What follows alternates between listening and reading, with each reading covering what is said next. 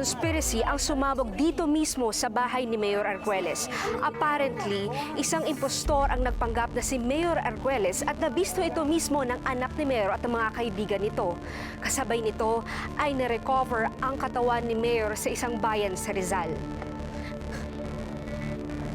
Sandali! Sandali Mayor! lang! Sandali lang! Mayor! Ano ka ba? Ako si Mayor. Bakit mga batang Kayo ho, parang nakadroga itong mga to? Ba't di sila huminyo? Mayor ako! Itinimbre na nga sa amin ang katawan ng totoong Mayor Arguelles.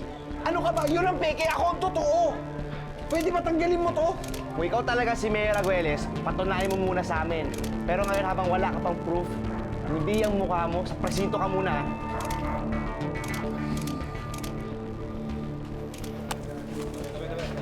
Alam mo ba kung ano naging huling habilin sa amin ni Mami bago siya mawala?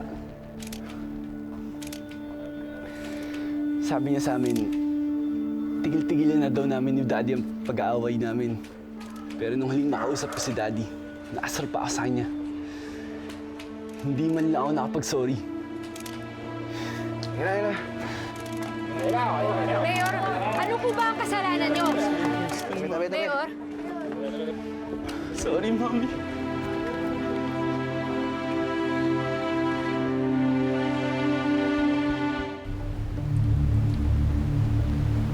Pabalik sila ng hotel? Tama yung hinala ni Pepe. Nasa hotel na si Wilson dyan.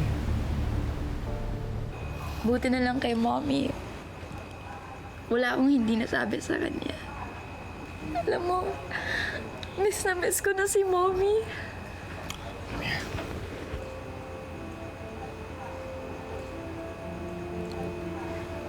Kaya ikaw, huwag mong aawayan yung mommy at daddy mo, ha? Kahit ayaw ni Mami sa'yo? Kahit ayaw ni mommy mo sa akin. Julian, dapat nirerespeto mo yung mommy mo dahil mommy mo pa rin siya.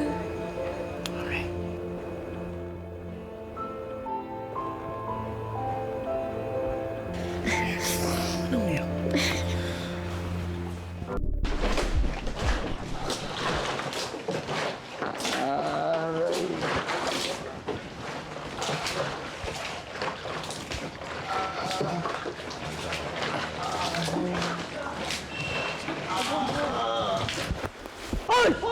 Nasa bahay!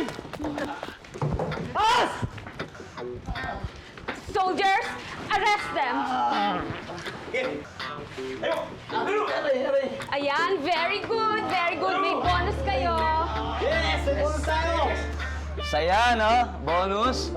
Wala, binawi. Bonus? Oo, binawi. Binawi. Sige na, trabaho na. Libre ba gamot sa kulungan? Oo, libre gamot doon. Ilalagnat na kasi ako. Tama na, sobra na! Masakit na! Sir, andyan yung bangkay ni Mayor Arguelles. Doon sa may bandang kanan. Sige, sir. Pahanap na lang. Teka. Anong drama nun?